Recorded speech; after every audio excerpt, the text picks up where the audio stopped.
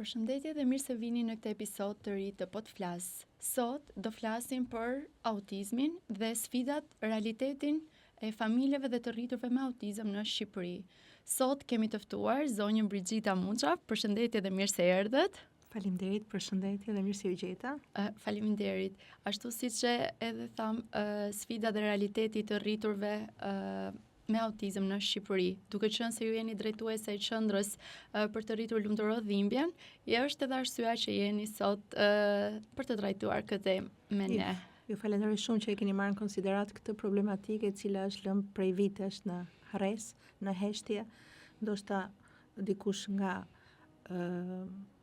padia se ç'po vjen, dikush nga indiferentizmi, dikush me dëshirë ose me qëllim. Dhe e falenderoj të gjithë ata që marrin në përsipër ta trajtojnë këtë specifik të rriturve me spektrin e autizmit dhe familjeve të tyre, dhe që gjithë bashkë të bëhemi për ta rregulluar dhe strukturuar sa më mirë shërbimin dhe zhvillimin e tyre. Dhe në fund fare për t'i ndihmuar, për t'u ardhur në ndihmë. Ta nisim nga fillimi dhe ndoshta atë, siç edhe ju e përmendët, sfidat, realiteti ose nga pa informacioni ose edhe nga pamundësia për të ditur më shumë informacion se çfarë ndodh dhe se si është jeta e këtyre të rriturve në Shqipëri, në kontekstin e realitetin ku ne jetojmë edhe sot. Si është dita tipike e një të rrituri në spektër në Shqipëri? Me thënë të drejtën, është përdore me nënën, e cila mundohet ta çojë ku jepet mundësia për një kurs, për një marrje me sport, po një aktivitet sportiv, notin apo futbollin, basketbollin, aktivitete të ndryshme ku bëhen nga një qendër në një tjetër dhe kaq. Dhe këto që i marrin këtë lloj të pak shërbime ose argëtime, janë ata që i përkasin më shumë qytetit ose Tiranës, më themi.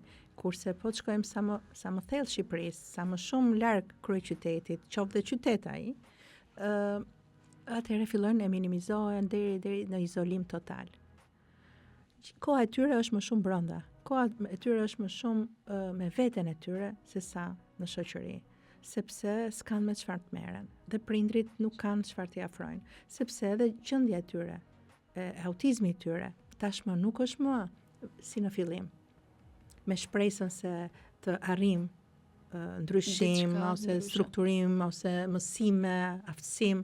Tashmë prindrit vetë janë dorëzuar sepse dyert janë mbyllur. Dhe ata i kanë lënë në shtëpi dhe ata të rinj agravojnë duke marrë stereotipi të shtuara dhe agresivitet.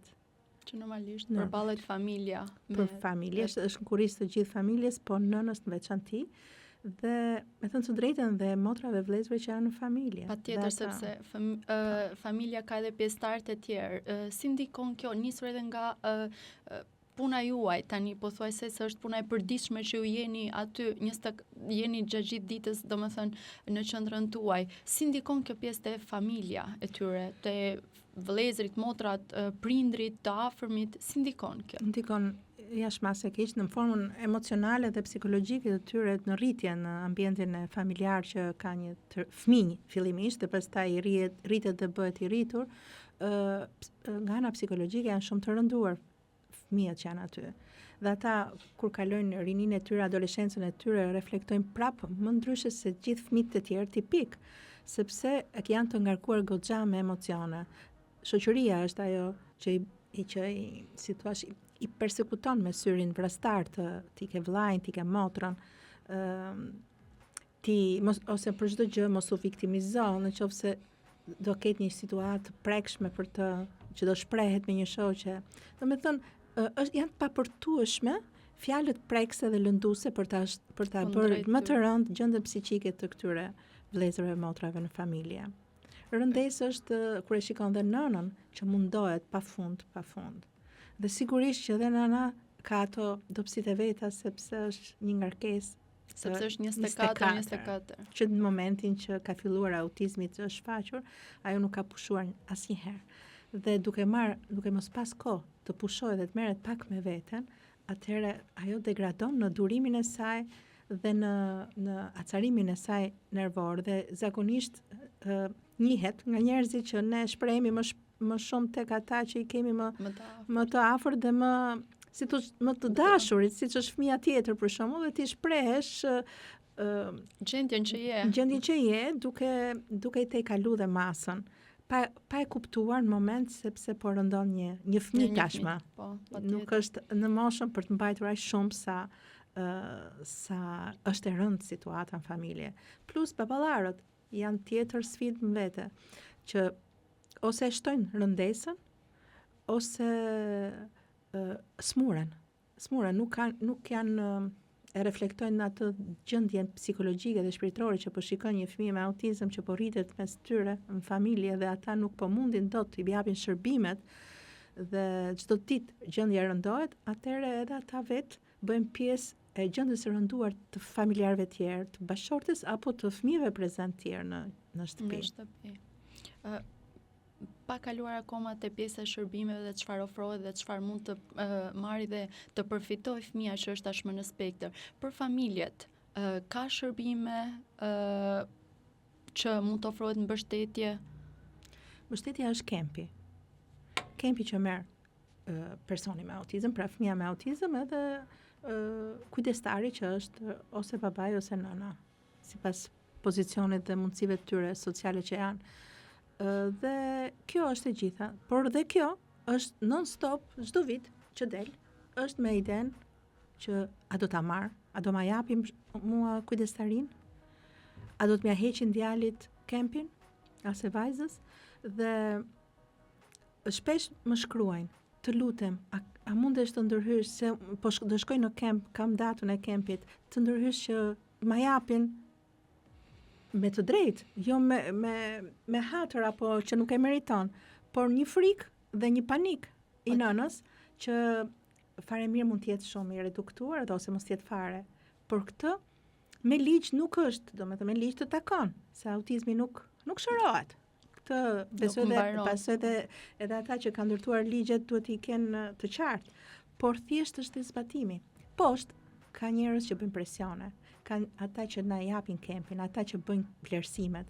Ka njerëz që ti del në kemp dhe ato thonë, pse? Për bukuri që i ka fëmia jote, pse çka ka? Ja flet, ja hecën. Po pse ky është problemi i autizmit?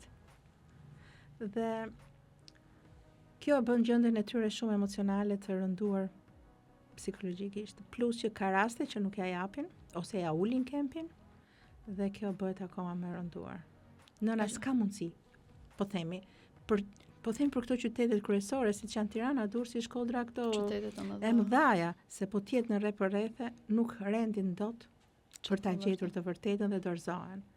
Dhe kur më rastisin që më shkruan për ndonjë ndihmë ose konsult, i them e merr kempin, jo, thot se ma kanë hequr, po pse nuk e shkuar, po nuk kam pasur mundësi, sepse të shkoj të vi në Tiranë ose të shkoj në Përzyra duhet ta lej fëmin, s'ka me këllë, sepse është në fshat, është në një zonë të thellë. Domethënë janë situata shumë të koklavitme që e zmadhojnë problemin pa pasur nevojë. Pse duhet jetë kjo lloj, kur shumë e thjeshtë zgjidhet. Një rast të një gjyshe me një fëmijë që ishte fëmia 7 vjeç dhe ishte pjesa e rivlerësimit nga komisioni në shtator që bëhet çdo vit, edhe duhet të shkonte dhe shkoi ditën e parë, edhe shndroi gjithë ditën dhe nuk mbaroi dhe duhet të shkonte përsëri të nesërmën, edhe ishte fjala ato e dinë çfarë ka. Pse duhet të çojmë fëmijën? Okej, mund të shkojmë ne, mund të çojmë dokumentat, pse duhet të jetë fëmia duke e ditur se si mund të shkojë çështja e një fëmie të tillë dhe të durojë nga ora 8 deri në orën 2 dhe mos të mbaroj punë. Po. Kjo është e tmerrshme, me thënë drejtën, dhe mua më ka ndodhur me 2 vëllezër binjak që janë në moshën 24 vjeç dhe njëri është tani regjim shtratit nga që ka pasur probleme me acarimet nervore, i kanë dhënë deri morfin, merr morfin. Tani duke ndetur në shtrat, ka arritur që rri në shtrat dhe ju ka bërë plak trupi. Dhe nuk ngrehet dot. Tani erdhi koha për dal në kemp dhe nuk shkonte dot. Dhe më shkruan, i motër thot, unë duhet ka ardhur kempi, po nuk e çoj dot djalin, thot, nuk e ngrej dot, nuk di do ngeli djali pa kemp. Atëherë mu desh mua nëpërmjet miqve njohurve të kontaktoj në bashki që ata ta marrin në konsiderat dhe ja realizuan. Si mund të rregullohet kjo pa arritur? Okej, janë njerëz që mund të njohin, mund t'ju njohin ju, mund të njohin dikë tjetër, po ata të cilët nuk po. Eksakt, çfarë duhet bërë konkretisht? Cila është ajo thirrje ose çfarë duhet të rregullohet që kjo gjë mos të ekzistojë dhe të jetë të funksionojnë zemër, të funksionojnë të gjitha hall, ka zinxhir. Në momentin që prindri merr një telefonat, se nuk është e thënë të vi fizikisht, se të mundësitë ekonomike për të shkuar, për të lëvizur, se për atë që nuk ka, edhe një bilet autobusi është shumë e shtrenjtë. Patjetër. Dhe ata janë në sistem. Atëherë në moment një telefonat, ja kam të situatë, atëherë ata duhet të çojnë ekipin e vet, vlerësues ose vlerësimi është, po për të bërë procedura si duhet, për të ekzaminuar se kemi dhe njerëz abuziv. Dhe unë këtu e ngrej zërin më të madhe, sepse ka shumë njerëz duke ja hequr këtyre që e kanë për të drejtë të tyre kempin, me sasinë e duhur, ata ja ulin ose ja heqin duke ja dhënë njerëzve që se meritojnë, njerëzve që abuzojnë. Dhe kjo kemi raste sa duhet që njohim njerëz edhe ta në të afërt, që se kanë merituar dhe e kanë marrë kempin. Dhe më shdash t'i them ti nuk e meriton, pse e merr? Se duke hequr të drejtën po, se e ke hequr dikujt tjetër, edhe pse ishte njeriu im. Duhet jemi të drejtë, duhet të marrin ato ligjet duhen zbatuar pik për pik aty ku është nevoja vërtet. Dhe kjo është funksionon, nëse funksionon dëshira për të ndihmuar, dëshira për të funksionuar shërbimi si duhet.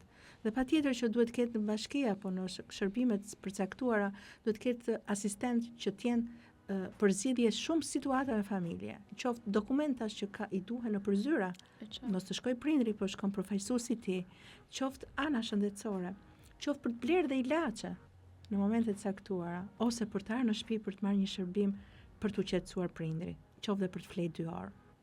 Pra, duhet të ketë një kompleks që fare mirë njerëz pa punë shumë që mund të punësohen dhe ta bëjnë punën shumë mirë, duke pas dhe kontrollin. Se dhe kontrolli është shumë i rëndësishëm, jo vetëm bë dhe ligje dhe lëre, po kontrollojë e zbatojnë ato dhe funksionojnë, apo marrin njerëzit shërbimin. E qartë. Përveç shërbimit të përfitimit ekonomik, normalisht të kempit, pjesa ditore e një fëmie, një të rrituri, më falni, si është e organizuar në momentin që ai është pra një qendër ose një institucioni ditor? Tani, unë nuk mund të flas për tjera, sepse në Shqipëri nuk ka një qendër ditore specifike për të rritur me spektrin e autizmit. Janë qendrat e bashkive, të cilat kanë gjithë tipologjinë e aftësisë kufizuar, pra janë gjithë përfshirë aty. Dhe për këtë nuk mund të flas dot, sepse është struktura e tyre që funksionon kështu. Ama në vizionin tim dhe në qendrën tonë kemi vizionin e shërbimit aftësimit tyre. Sa më shumë të arrim për t'i aftësuar, për t'i bërë të pavarur, për t'i ndërgjegjësuar disi, për të kuptuar veten më shumë dhe të ndërveprimin me tjetrin. Dhe mënyrat janë nga më të ndryshme, qoftë ajo struktura e aftësimit fizik, e shërbimit vetvetes, që ta marri si thua çdo ditë nesër kur prindi mos jetë më të di si ti shërbej vetes ti, pjeti pavarur pra. Kjo lehtëson familjarët e tjerë, kjo lehtëson dhe shtetin. Nëse ne do t'i bëjmë këto angazhime për t'i aftësuar këta. Kuptohet që jo të gjithë arrin të njëjtin aftësim, të njëjtin nivel, por diçka lëviz. Kjo është e sigurt. Dhe unë kisha si një mision që të thyej atë tabun që të rinjt nuk mësojnë. Ka moshë caktuar, jo. Se çdo njeri tipik deri në fund ka mundësi për të mësuar. Atëherë pse këta nuk e pas kanë këtë mundësi? Vërtet janë vështirësi. Po mundësinë për të mësuar sadopak dhe për të aftësuar e kanë. Sigurisht e kemi dhe vizionin për t'i aftësuar, për t'i punësuar. Dhe kemi në qendër të rinj që mund të punësohen, por nuk ka struktura, sepse që të punësohesh duhet të ketë fillimisht një asistent që të bëj ndërthurjen midis punëdhënësit dhe punëmarrësit. Dhe ai duhet patjetër të prezantoj të riun me tipologjinë e tij të autizmit që ka, për ta kuptuar dhe pastaj edhe për ta lënë asistentin, sepse ai që është në bashkëveprim me punëtorin, pra me spektrin e autizmit, ai atëherë nëse ti e mëson dhe e ke strukturuar, ai pastaj do di vetë se si të ndërveprojë. Dhe kështu do ishte shumë e mirë, ka shumë të rinj që mund të punësohen, që mund bëjnë, janë dhe punë të thjeshta punë që nuk kanë nevojë dhe për shumë kurse, po janë prirje tyre. Për shumë dikush mund të di të sistemojë dhe ose të palosi rrobat në mënyrën më specifike, më kështu më korrekte të mundur që mund ta bëj. Që mund ta bëj dhe mund të jetë në një fabrikë ku bëhet kjo gjë. Eksakt. Dikush tjetër mundet të di kodet fare mirë të supermarket për t'i vendosur produktet dhe e bën shumë mirë. Pra, ka gjëra që funksionojnë. Ne aktualisht nga qendra kemi punësuar dikë nga të rinjt, por është në qendrën tregtare Prestige Home dhe ka funksionuar. Ato nisi me projektin e bashkisë që ishte një projekt 1 vjetor, ato pastaj e vazhduan. Se dhe një problem tjetër është kjo. Bëhen projekte për punësimin, po ngelet në kuadër të projektit, mbaron projektin, mbaron punësimi. E qartë, përveç që këtij projekti që ka përfunduar dhe është punësuar një nga qendra juaj, ka momente të tjera ose projekte të tjera ose bashkëpunime ose plane për të ardhmen e afërt, po flasim, që për punësimin e këtyre të rinjve? Apo është akoma e vështirë në strukturat organizative? Me të drejtën flitet, por që akoma s'kemi parë gjë. Për të folur në për tavolina, flitet. Qoftë organizatave, qoftë të zyrave të shtetit, por puna është të shikojmë konkretisht. Gjëja është mirë që të merret, siç e kishim dhe momentin kur kryeministri deklaroi që do ta shtojë dyfish kempin dhe do njihet si pjetërsi pune ose për nëna që do paguhet sigurime shoqërore për kujdestarin dhe gëzimi ishte shumë i madh së shoqër që u deklarua, pavarësisht se jemi koshient me deklaratën dhe me kur nis vepra është një kohë e caktuar, po të paktën u morën në konsiderat. Shumë shpejt u shua ajo. Të nesërmen shikojmë që ministria kishte deklaruar që deri në moshën 18 vjeç. Dhe kjo ishte një goditje shumë e rëndë për të gjithë ata që i kanë fëmijët. Mirë po dhe për ata që i kanë 17 dhe 16, sepse me njëherë del nga sistemi. Hyr dhe del. Dhe do t'ishte shumë e mirë që kur merren ndërmarrje të tilla që kanë munguar dhe që janë emergjente, domethënë janë të vonuara goxha në kohë, duhet merret si një paket në tërësi, pa u ndarë me mosha. Ndoshta është ai pjesa e profesionistëve ose personave që janë në fushë që merren aktualisht me personat. Nuk e di, po është koncepti se unë kam hasur këtë, dhe të profesionistët, të terapistët apo psikologët që s'ke çimson më këtyre. A kupton? Dhe qendrat nuk i konsiderojnë si një vend që të rrinë. Ndërkohë qendrat nuk duhet të jetë një vend që të rrinë, një vend ku i lejnë prindrit edhe vetëm për të kaluar ditën, për të ndenjë aty, po. Si një kujdes vetëm, por ajo do të jetë patjetër dhe me aftësi. Sepse për tet e kemi prekur ndryshimin. Kemi prekur, po i dhe formula kryesore është jepi dorën me dashuri, me sinqeritet dhe ata e kuptojnë shumë mirë. Ata ta ndjejnë zemrën, ta ndjejnë emocionin, dashurinë dhe ta japin në formën e tyre, sigurisht, por që edhe për hatër të kësaj dashurie që lind, ata fillojnë e bëjnë ndryshime. E qartë, si mund të përfshihen ose në planet e shoqatës tuaj disa plane konkrete ose disa mënyra konkrete se si ato të përfshihen përveç punësimit, cilat mund të jenë ato gjërat ose planet që ato të jenë më të përfshirë në shoqëri, në kontekstin ton, në Shqipëri? Çfarë mund të bëjmë ndryshe ne që ata të përfshihen më shumë në realitetin, në jetën e përditshme? Po, njëherë duhet të aftësohen specialistët e të gjitha fushave. Në qoftë se ne kemi një mësues mbështetës sot, jo të gjithë janë të aftë për ta kuptuar mirë të riun, ata janë për fëmijë në fakt, jo për të rinj, dhe duhet të jetë patjetër një specialitet ose të specializuar ose të kualifikuar edhe në fushën e të rriturit. Kjo është shumë e rëndësishme, jo vetëm te fëmijët. Vërtet ne jemi fokusuar te fëmijët sepse ajo është shpresa më e madhe për të sjellë ndryshim më shumë, por vjen momenti. Duhet mendojmë njëkohësisht se po rriten. Dhe jo t'i vëmë atë frenin që kaq është, terapi nuk merr më dhe ta lëm. Dhe kjo është një mendësi e specialistëve. Nëse te specialistët do fillojë të lëvizë kjo mendësi, atëherë do hapen rrugët për të ndërtuar shumë struktura për të shërbyer këtyre.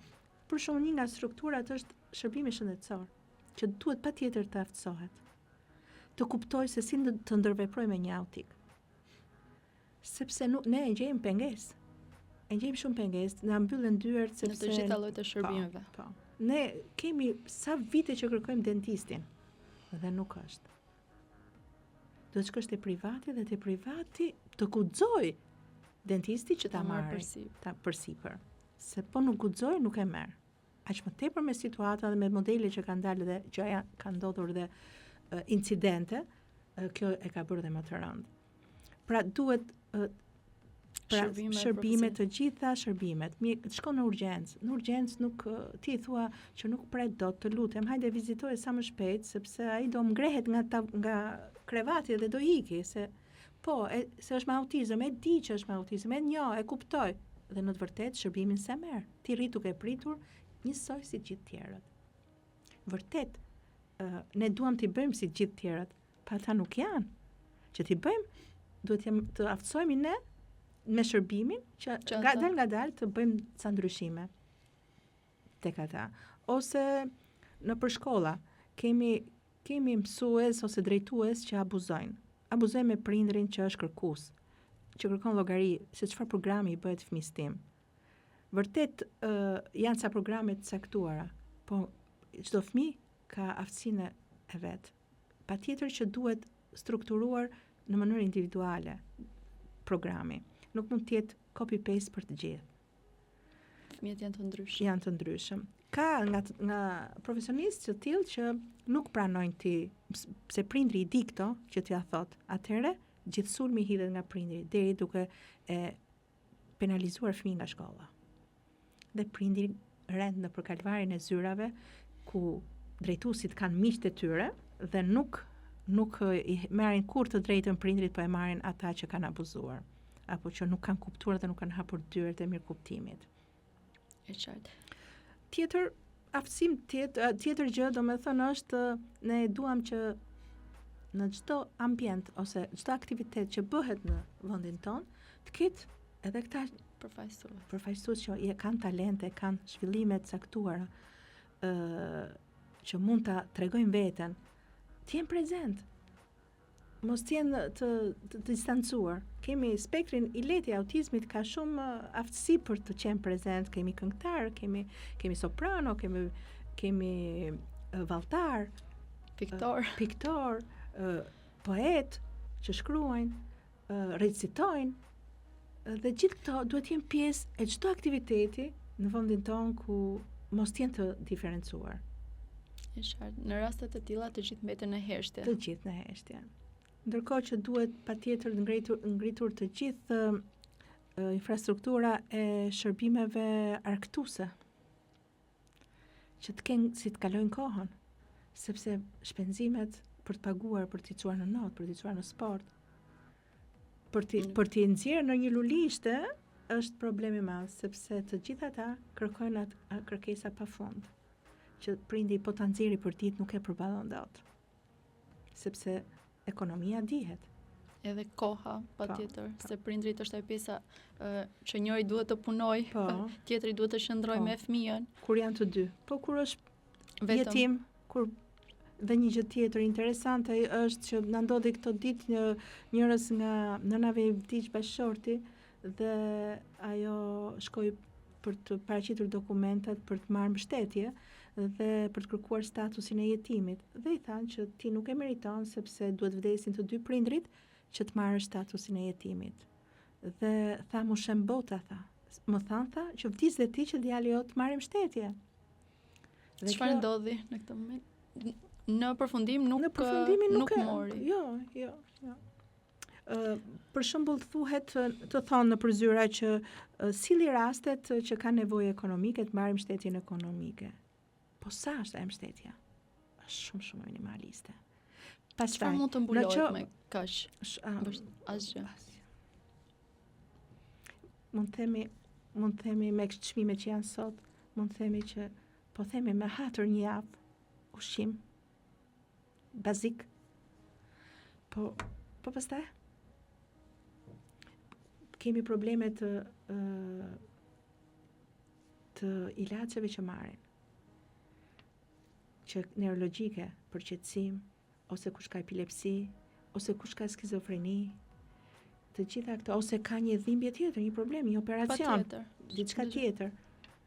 Nuk ta merr në shtet ka raste që s'ta marrin përsipër sepse është me autizëm edhe largohen, dhe ti do shkosh te privati. Dhe prindri do dali të kërkoj ndihmë ku t'i jepet për ta realizuar atë operacion ose atë shërbim. A është kjo? A ka, domethënë, a është lehtësim ky kur një prind rend në përdyer për të siguruar shëndetin e fëmisë apo bukën e fëmisë, që këto dyja duhet të jenë bazike për të qenë siguruar nga shteti në rastin e këtyre të rriturve. Edhe të rriturve. Pastaj kur vetë prindri smuret, çfarë ndodh? Çfarë ndodh në familje? Sakrifikohet në maksimum derisa ta çojë në fund situatën që edhe vetë është në rrezik, sepse duhen të ardhra ekonomike për t'i bërë gjërat, sado që të mund t'i bësh dhe në shtet, po dhe shteti ka shpenzimet e veta, sepse edhe do ilaçe që do marri, trajtimin, plus që duhet të bëjnë një operacion ku djalin apo vajzën që ka me autizëm, ku do t'ja lë? Kush do të kujdeset, nëse bashkëshorti është në punë, e ka dhe është në punë, kush do të kujdeset për të?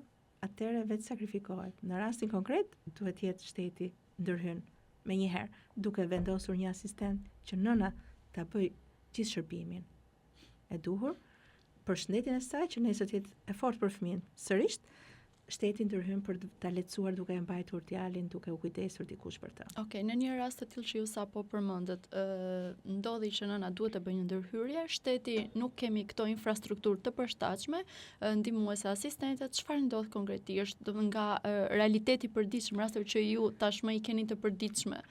Realiteti është që thash, e degradon veten deri në një pikë që nuk shkon tek mjeku dhe qëndron ashtu.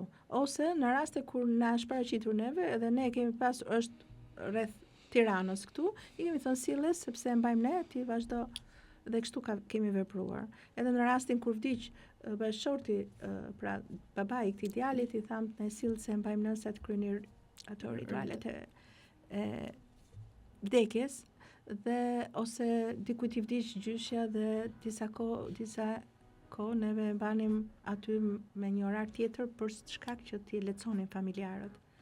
Pra kjo, po unë jam vetëm një. Për dhe disa, në Tiranë. Po, dhe në Tiranë. Dhe disa, po nevoja nuk është kaq sa jam unë. Nevoja është shumë e madhe. Unë jam një zë, jam një mundësi shumë e vogël, por një zë shumë i madh që dua ta ngrej me të madhe, me thënë të drejtën, se një padrejtësi më vlon nga brenda për ta ngritur zërin sa më shumë, por kaq. Tjerat ku janë? Modelet e tjera shteti ka mundësi t'i bëj. Dhe unë nuk e pranoj dot kur që nuk e ka mundësinë ekonomike për ta bërë këtë gjë, sepse nuk do shumë.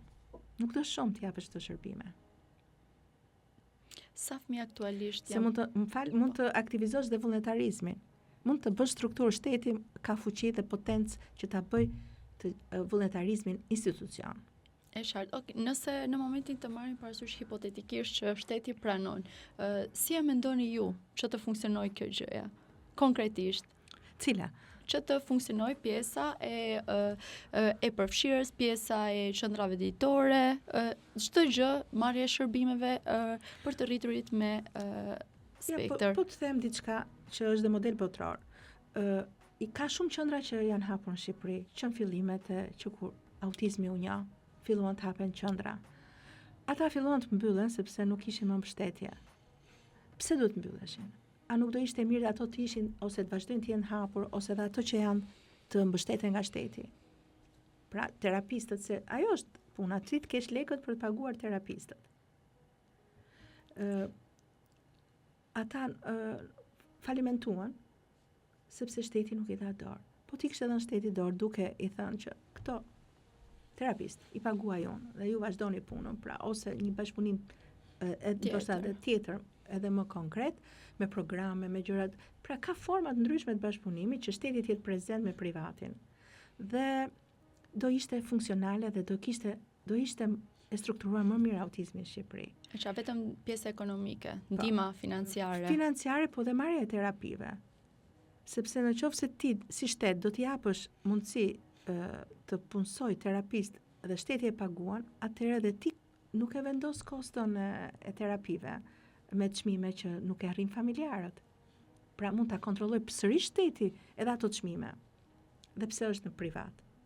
Sepse sa familje nuk mund t'i marrin vetëm për shkak të rritjes, sepse është e vështirë si punë, duhet të jemi të vërtet, është shumë e vështirë, të merresh me persona me autizëm është super e vështirë, ka shkallë të lartë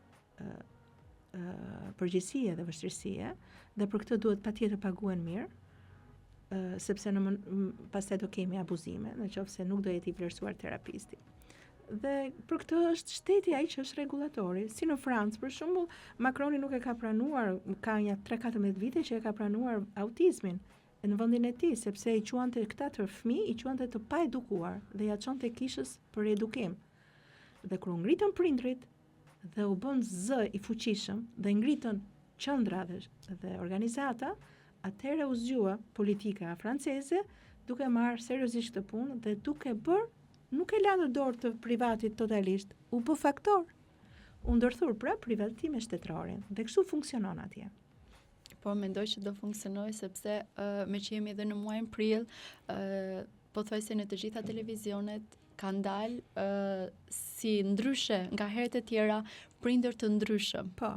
Dhe ndoshta duke u përfshirë dhe duke dalë të gjithë duke kërkuar atë të drejtë, mendoj që do jetë me vërtet një thirrje për shtetin. Po, mua më kërkuan dhe një peticion dhe bëm peticionin dhe bëm dhe një mbledhje me ministrin online, presim që të bëjmë një mbledhje fizike, pikërisht me qendrën se ja kemi kërkuar për të ngritur të gjithë problematikat dhe se si propozimet për të evidentuar. Tashmë evidentuar i kemi kohë, se shumë merr me evidentimin, por hapa të pastaj, kjo është shumë e rëndësishme.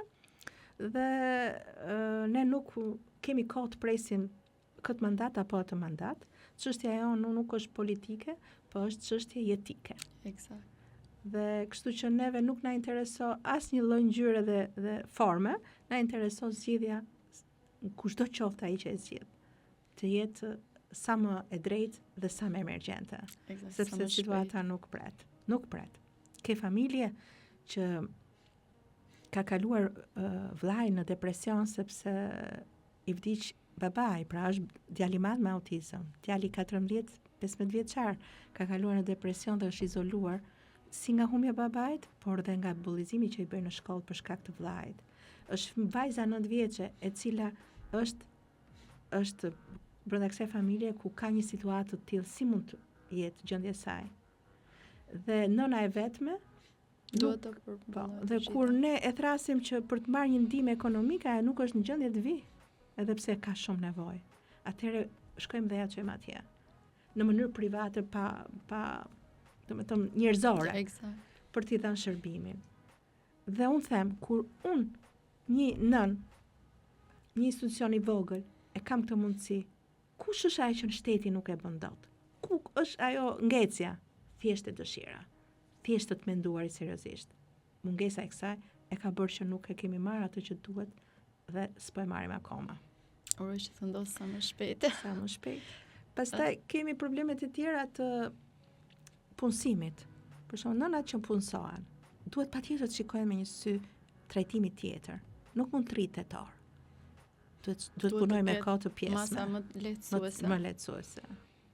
Mos jetë në presion, se kam një nënë e cila është në presion kur bëjmë aktivitete dhe thrash nuk vi dot, thotë se s'mi japin lejet e puna.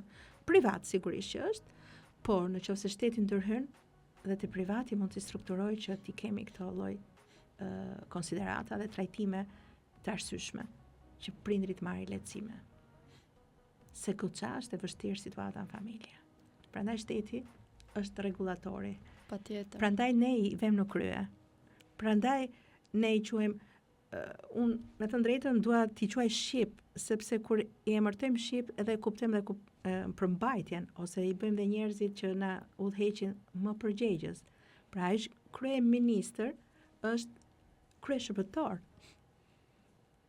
Pra të gjithë këto janë kryeshërbëtorët tanë, të cilët duhet na japin shërbimin ashtu siç ne kemi pretenduar se do do ja japim votën. Kështu që problematika duhet patjetër të merret në konsiderat shumë. E qartë. Te qendra juaj duke qenë se është vetëm në Tiranë, sa raste ka dhe nga janë konkretisht apo përgjithsisht janë raste që jetojnë në Tiranë? Me thënë të drejtën, aktualisht janë ata që jetojnë në Tiranë, por ata që më marrin në telefon dhe më kërkojnë që të vinë të shpërngulin nga qytete apo fshatrat të Shqipërisë, ku janë, sepse që të vinë tek qendra. Dhe kjo është ajo sfida tjetër, sepse nga që qendra funksionon me donacion dhe shërbimi është falas, prindrit nuk paguajnë, atëherë sipas donacionit dhe unë marr të punësuar terapist, dhe duke marr terapist shtohet edhe shërbimin dhe marrim të rinj të tjerë. Dhe duke mos e pasur donacionin mjaftueshëm për të marrë të rinj të tjerë, atëherë nuk i marr dot. Ama i ftoj në qendër gjithmonë që të bisedojmë për situata të tjera, e regjistroj në qendër duke për të marrë shërbime apo argëtime, aktivitete që mund të bëjmë, apo ndihmëse ekonomike, dhe në momentin që jepet mundësia për të dhënë këtë kontribut, vinë e marrin. Kjo është minimumi. Pra për mos ta lëmë, por që kërkesat janë të shumta.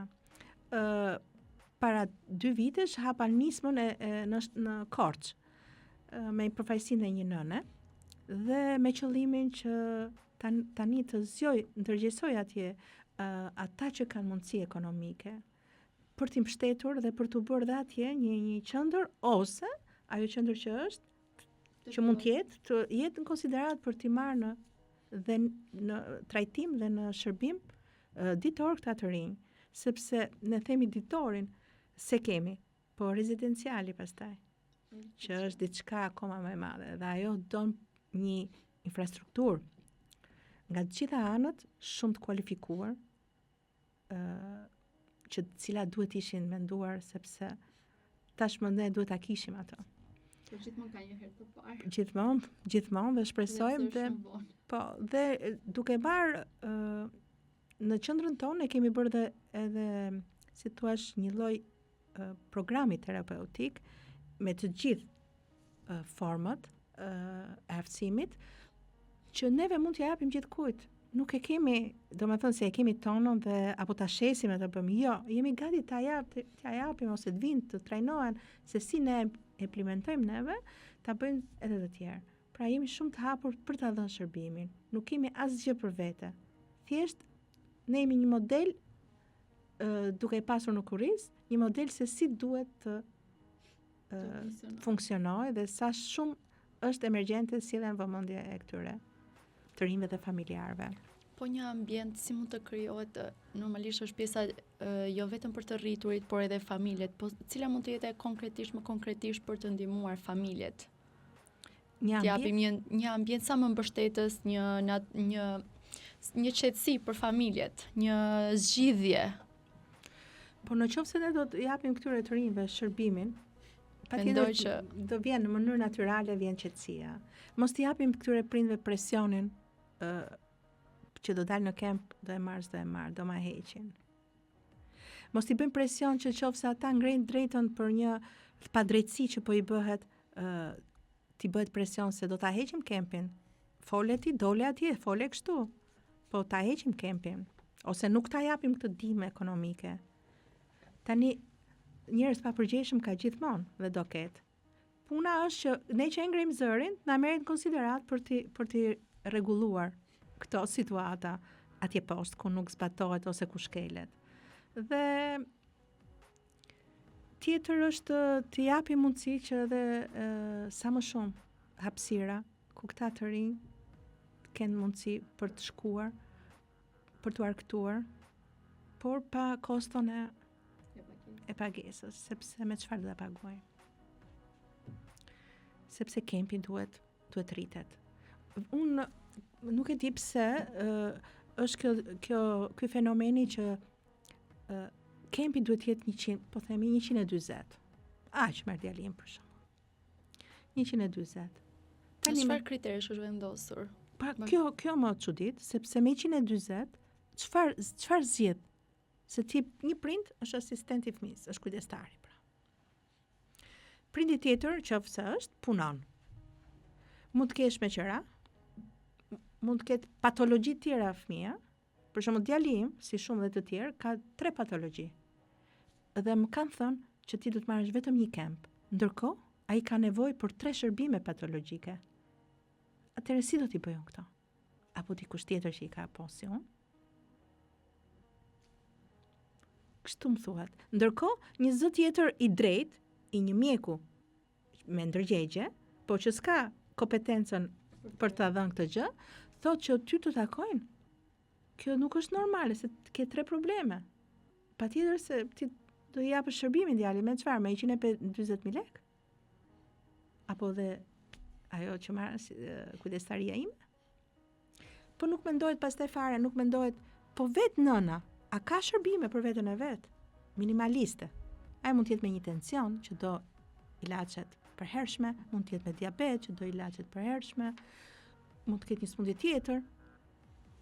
Gjitha këto me 150.000 lekë dhe 100 apo 120 a 10 sa mund të jetë tjetra? Ju përmendët pak më parë edhe pjesën e peticionit. Si po shkon tani, do thënë edhe nga mbledhjet dhe nga takimet që ju keni bërë, çfarë pretendoni të arrini si përfundim? Ne të ndryshoj kjo përcaktimi i moshës dhe marrja pastaj në bisedime serioze të specialistëve përkatës të gjitha fushave, qoftë patologjike, psikologu, neuropsikiatri, gjithë me radhë, deri dhe te ekonomisti, që të bëjnë atë balancën edhe atë vlerësimin real se nevoja çfarë duhet për të zgjedhur, për të kaluar tek normalja, jo tek kluksi. Se jemi nën minimalen.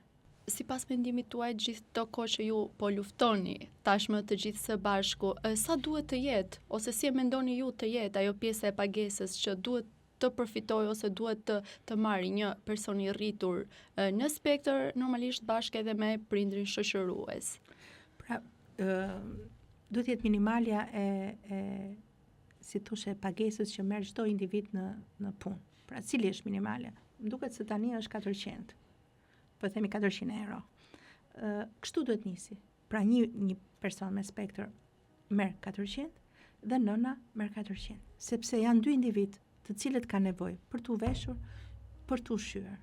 Dhe kjo kosto që është marrë si minimale e rrogës, është marrë me këto kritere, besoj.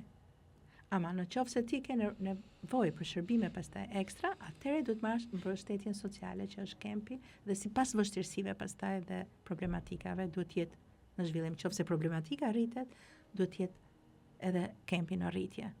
Pra këto duhet jenë, mendoj unë, që duhet nisi. Se ne pa siguruar ushqimin, nuk do t'japim dot, unë do t'i marr ato lekë, do t'i çoj për ushqim në djalit për shembull. Se si çoj dot në terapi. Sepse unë s'kam siguruar minimumi, se një fëmijë, një me spektër i uritur ta çon terapi nuk të përgjigjet, nuk e çon dot dhe nuk merr dot rezultate. Pra si çdo gjë tjetër që uria është çorientuese për të marrë një rezultat pozitiv, dhe në rastin konkret. Pastaj, në qoftë se ne do kemi diagnoza të mbivendosura, duhet ketë patjetër pagesa shtesë, mbështetje shtesë për t'i mbuluar këto. Kjo do ta qetësonte familjen. Kjo nuk do shtonte që të kishim edhe divorce, sepse shumë bashkëshort, baballar divorcohen nga ana psikologjike dhe përgjegjësia e pamundësive për t'ia dalë me anën ekonomike dhe largohen.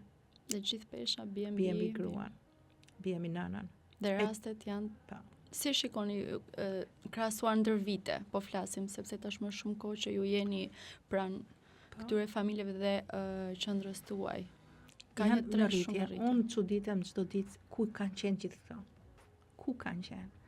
Më beso, telefoni nuk pushon nga mesazhet. Nganjëherë më them do t'i publikoj, t'i bëj screenshot mesazhet dhe t'i publikoj për ditë sa më vin për të treguar atë realitet. Sa aq e dhimbshme është. Situata, asnjë situatë nuk i ngjat tjetrës. Dhe domethënë kjo dalja e kësaj qendre që ne kemi hapur ka bërë që të evidentohen jashtë mase deri 40 vjeç. Më kërkojnë që ta sillin. kam fëmijë 40 vjeç, do dua ta sjell atje. Kupton? Ju ka zgjuar një shpresë e vdekur.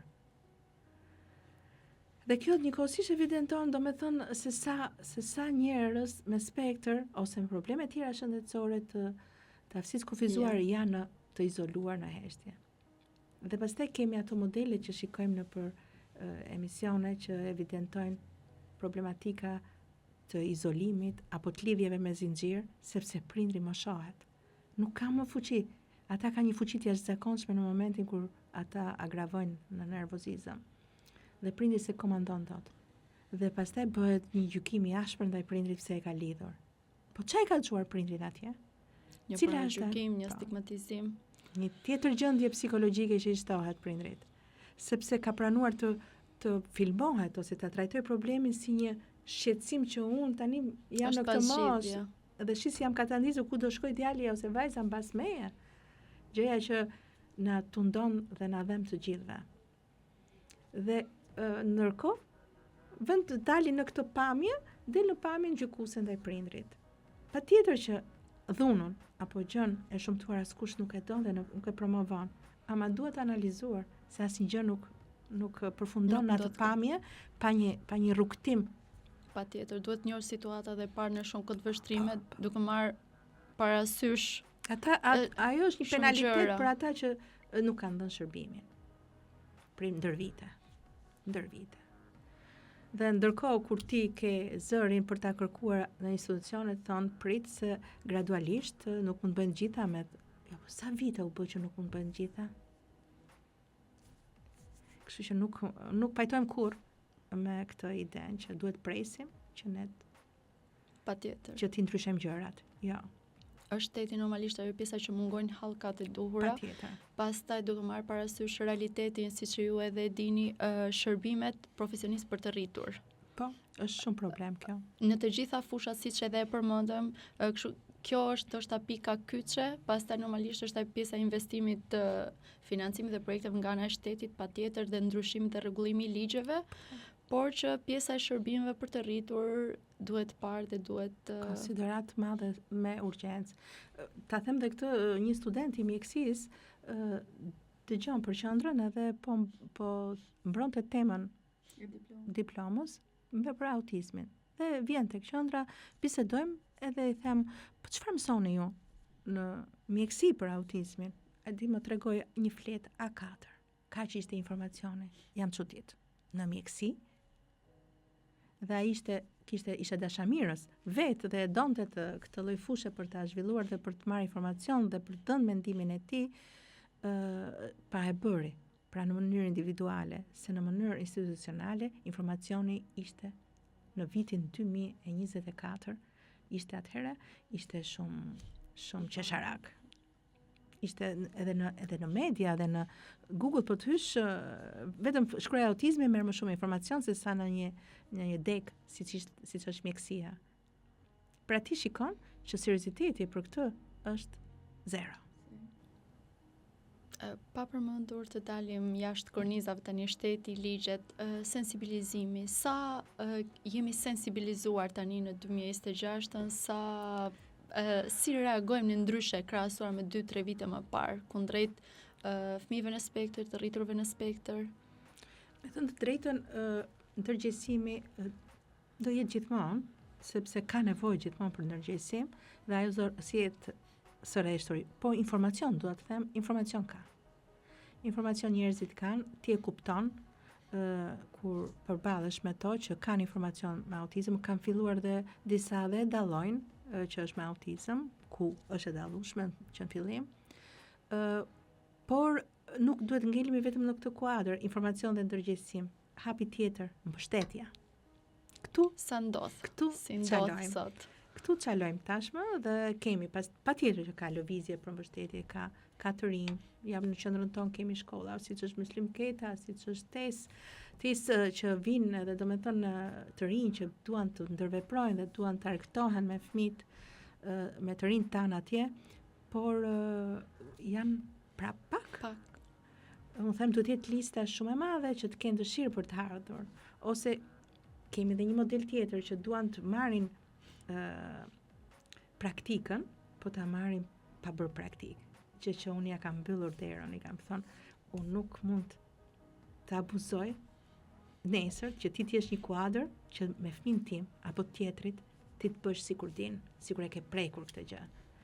Dhe domethënë ke forma të ndryshme, por që mbështetja duhet të jetë shumë e madhe, në të kuptuar, në reagime, që domethënë këtë patjetër duhet ta bëjnë si institucionet përkatëse, për shembull nëpër shkolla. Duhet të jetë patjetër një orë në qoftë edhe në muaj ku të flitet për autizmin, për personat, për tipologjitë e autizmit, se ti mund të flasësh parimisht, po autizmi është individual dhe ti sa mëson një gjë, shikon tek tjetri gjë tjetër. Kështu që duhet të ketë një informacion të përditësuar që këta të rinj të dinë si ndërveprojnë me. Ka nga ata që mbështesin, ka nga ata që bullizojnë dhe i trajtojnë shumë keq nëpër shkolla, duke i bërë si është ndër vite. Ka ndryshim. Pra janë të dyja sikur po shkojnë paralelisht, që edhe negativja dhe pozitivja. Por informacioni kjo është e vlefshme, se dikur ne vuanim për informacion, fillesat ishin skandal për informacion dhe ishim kuturu gjithandej. Tashmë ke informacion qofse don për të mbështetur, qofse e ke ndjesin për të ndihmuar, e ke terrenin gati për ta pasur atë informacion dhe për ta kryer pastaj. Ka njerëz që janë vullnetar, ka njerëz që duan po s'din format. Pra i kemi gjitha modelet të cilat po të ketë struktura, të ketë një gjë të duhur, ata e gjejnë veten dhe gjërat funksionojnë. Po në raste të tilla, cila mund të jetë ajo pjesa përveç informimit ose ajo ora e hapur ose rastet praktike ose marrja pjesë e bërjes së praktikës në institucione, shoqata ose organizata të ndryshme që merren me trajtimin e fëmijëve ose të rriturve në çrregullimin e spektrit, çfarë duhet konkretisht? Mund të ndërhyjë pjesa për shembull Ministria e Arsimit në rastet e shkollave? Patjetër, ajo është rregullatori, shteti. Patjetër nëpër shkolla, nëpër fakultete ku janë sidomos këto që i përkasin dhe shërbimeve përkatëses, psikologjia, sociologjia, infermieria, dentisti, logopedia, gjithë këto duhet të jetë patjetër që ta kenë këtë lloj strukture. Por unë them që dhe institucionet edhe shkollat e tjera, shkollat e mesme, patjetër duhet të jenë të informuar, sepse patjetër ta hasin në komshi, në shoqëri, në ambiente pune nesër apo universiteti, do ta hasin këtë gjë dhe të dinë si ndërveprojnë që mos t'i bëjnë që të ndjehen keq. Sikur kaq të fitojmë, që ata të vetëm mos t'i bullizojnë dhe t'i japin dashuri, kjo është gjëja më e madhe që kemi arrit. Sepse këtu është dhe largimi dhe diferencimi që i bëhet bën të ndihet keq. Patjetër. Në rastin e bullizimit, normalisht është pjesa e etiketimit. Në qendrën tuaj këto raste që janë raste të nivelit të lehtë, që janë raste të mira, ato rastet që janë poet, këndojnë, pikturojnë, domethënë, raste kam patur, patjetër, duhet kemi patur, po ndonjë rast që mund të jetë treguar në qendrën tuaj, se si janë ndier ata gjatë momentit kur janë bullizuar ose përjashtuar nga grupi shoqëror, klasa, shkolla. Ka patur raste të tilla? Po, ka raste të tilla që i raportojnë dhe ndjen shumë keq. Edhe si thua, rinë edhe gjithkohë se kanë në mendje për një kohë shumë të gjatë, duke e thonë në familjen e tyre, por dhe kur vjen në qendër rinë duke më thënë mua që më kështu më bëri, më tha kështu, më trajtoi kështu, domethënë atë formën e tyre sigurisht, por që ti e shikon që është i ngarkuar shumë emocionalisht dhe po e reflekton, ose ka pasur nga ata që janë mbyllur në shtëpi nga mënyra se si kanë trajtuar në shkollë. Domethënë duke qenë i lehtë autizmi i tyre, edhe të pavarur duke ecën rrugë vet. Ka ardhur momente që janë mbyllur brenda shtëpi, sepse i kanë trajtuar keq. Dhe ata e ndjejnë. Kjo është fatkeqësia e mendësisë përgjithsisht shoqërisë që mendojnë që këto s'kuptojnë. Jo, ata i kuptojnë të gjitha, po në formën e tyre që ne nuk i kuptojmë dot. Ata nuk dinë të tregojnë, kjo është ajo diferenca, që s'dinë të tregojnë dhe ne mendojmë që këto nuk kuptojnë. Ata i ndjejnë dhe i kuptojnë të gjitha. Dhe vërtet e kemi hasur aty në qendër kur zakonisht nënat flasin syt të rinjve që kështu e bëri mbrëmë, kështu ma bëri sa shqetësim kam pasur e kështu. Dhe me njëherë i riu e shikon, është duke e parë që ti po flet me mua me disa sy të çuditshëm. Dhe kur i thua nënës që se ka dhe nëna që thonë që s'kuptojnë.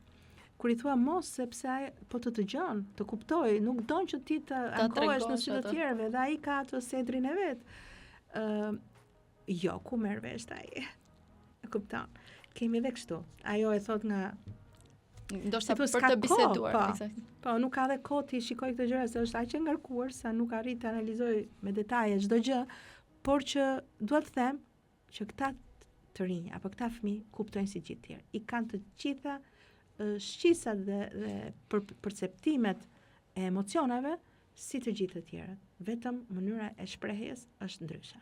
Kjo është ajo pjesa që është edhe krijuar normalisht, ajo stigma që nuk kuptojnë dhe ne reagojmë në atë lloj forme. Po, për shembull kur do hapni qendrën dhe do duheshin terapistët, problemi ishte sfida e marrjes terapistëve, kush do i marrë përsipër, sepse për të rritur nuk ishte terapist. Dhe më në fund kur erdhën terapistët që kam fat që i kam, që janë aq shumë të përkushtuar dhe duan të bëjnë ndryshime me patjetër, sfida ishte që si të bëjmë për shembull, do bëjmë lokopedi. Po ti bësh 26, 25 vjeçari, lokopedi ishte diçka absurde. Dhe unë ngulja kam që do t'ja bëjmë, sepse unë shpresoj shumë që mund, nëse punojmë si duhet, mund të lëvizi diçka. Dhe unë nuk kisha pritshmëri kush e di se çfarë. Ama qoftë dhe lëvizje vogël, mu do më kënaqte.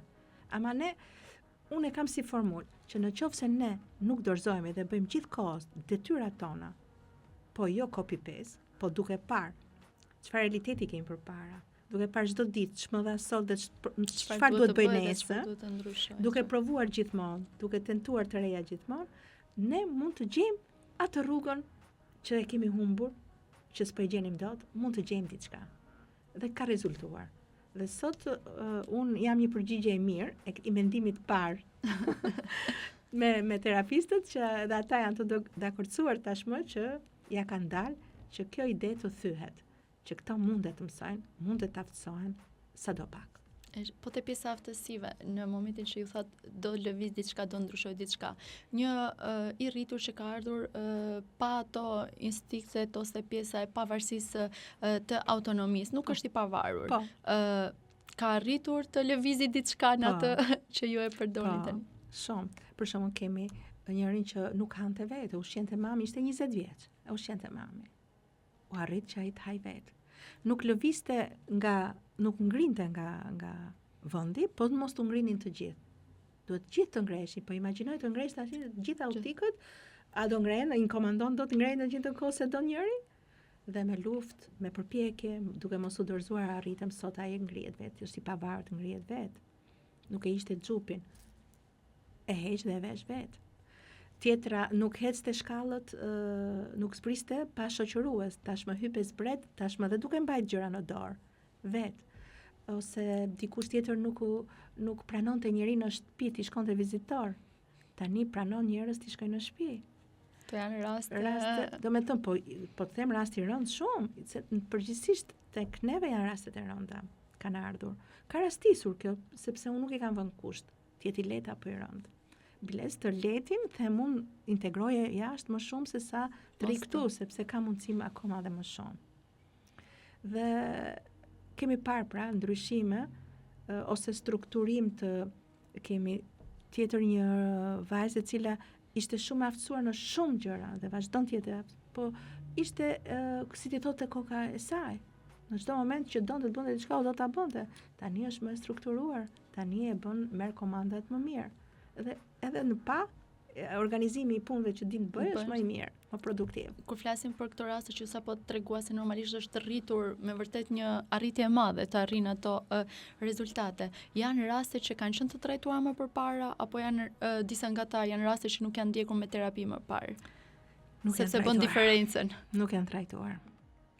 Ose janë trajtuar shumë të vegjël, disa prej tyre shumë të vegjël dhe pastaj janë lënë për shkak të kostove, ose ose i kanë marrë për këto mini bashkitë apo bashkitë ku janë afruar shërbimet, janë marrë të rinj, të fëmijë të tjerë dhe për shkak se këto janë për 8 vjeç, 9 vjeç, 7 vjeç. Mbyllet shërbimi sepse do t'ja japim këtyre tjerëve.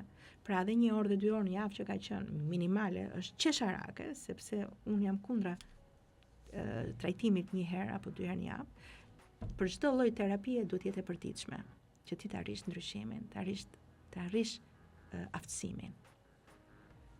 Por jo shërimin. Sepse këtë s'do të ngrejmë iluzione. Është shumë problem. Nuk mund ta quajmë shërim, po rikuperim të themi, sepse shërimi bie që të jenë të smur dhe kjo është një sfidë tjetër e emërtimit edhe konceptit qenerit smur, se ajo nuk është smundje, është çrregullim.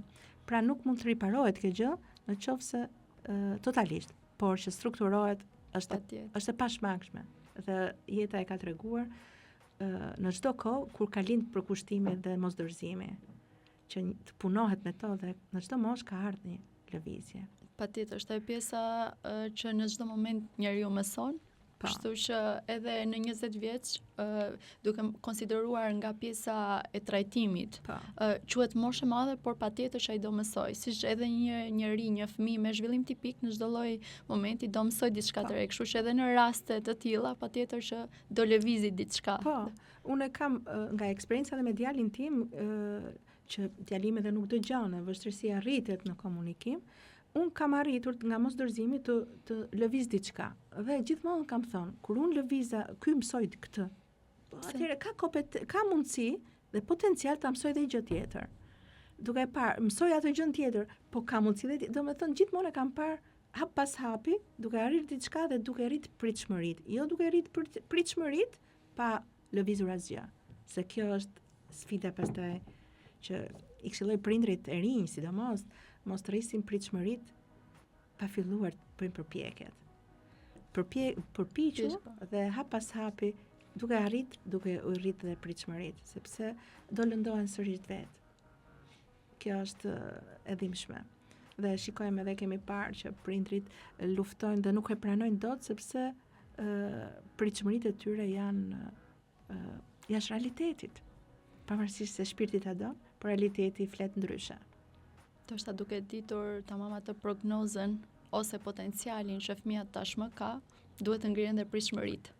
Po, do të jemi realist. Nuk do të jemi me ëndra.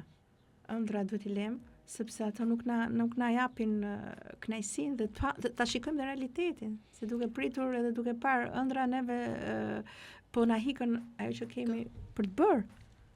Ndoshta është ajo pjesa që duhet të lëmë në një farë forme për të arritur sa më shumë. Normalisht arritje duhet të lëmë diagnozën. Po.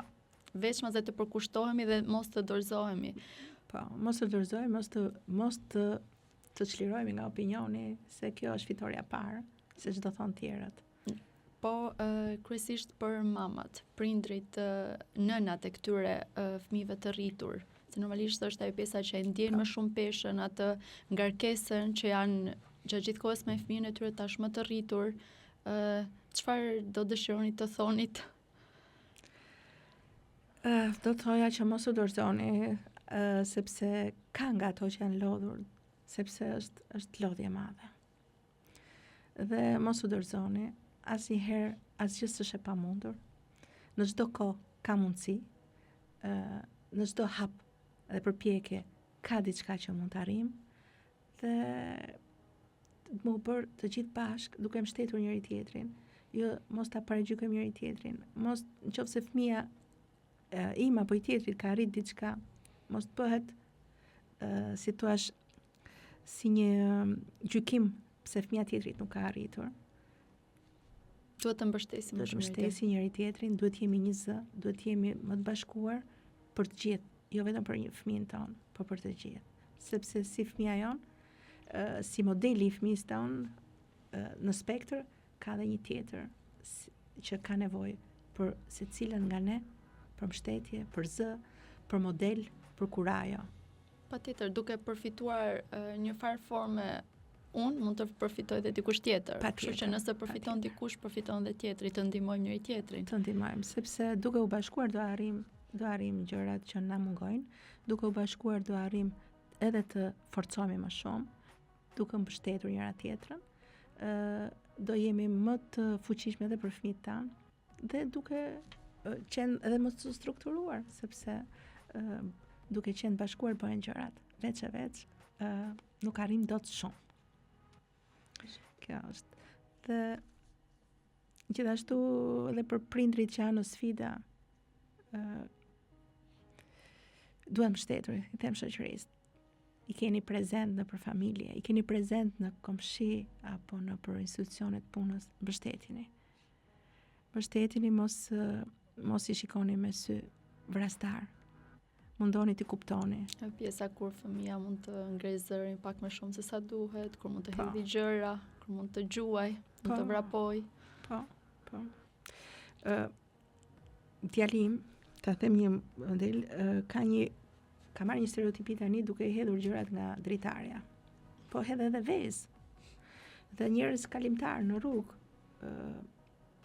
i qëllon për pak veza dhe vërtet, dhe kishte shumë të drejtë. Dhe dikush tjetër më tha që po të shpatja e letë, po pastaj që i ra. Këtu dua të them që vërtet neve duam që të mirë kuptohemi nga shoqëria, por dhe mos ta kalojmë limitin duke kërkuar nga shoqëria të kuptojë edhe atë që është dëm për atë. Edhe kjo është shumë e rëndësishme. Patjetër, është madje shumë. Po, duhet jemi jo vetëm të marrim, por dhe duhet i japim shoqërisë atë që meriton ta ketë, atë drejtë të saj. Kështu që mendoj që kemi nevojë shumë për njëri tjetrin. Qofshim ne si prindër dhe familja në tërësi. E qartë. Do dëshiroja nga ju një mesazh për të gjithë profesionistët që merren me trajtimin e fëmijëve. Në spektër, dhe jo vetëm. Përgjithësi, aftësim t'jenë më përgjegjës për vendimet që marrin, për analizën, për vlerësimet që bëjnë, për terapitë që japin, mos të jenë copy-paste në tavulinë, siç është aba dhe jo, t'jenë elastik, duke parë fëmijën që ke përpara, duke e përshtatur ato terapi që ti e ke të strukturuar, të qartë, duke e përshtatur për fëmijën, për katës, që ai të jetë sa më e dashur për të, jo të jetë një dhunë ose një imponim, sepse rezultati nuk do të jetë siç duhet. Arsyetim për ata që nuk kanë mundësi ekonomike të paguajnë terapitë, me qenë më të arsyeshëm. Për të qenë më bashkëpunues me prindrit, për t'i kuptuar më shumë, mos me i gjykuar kur ata nuk janë në gjendje të bëjnë terapi me fëmijët e tyre në shtëpi, për shkak të rrethanave familjare, por dhe të intelektit të tyre, jo të gjithë e kanë atë mundësi. Kanë bagazhe të ndryshme. Aftësi, se është siç thot populli, është me të dhënme.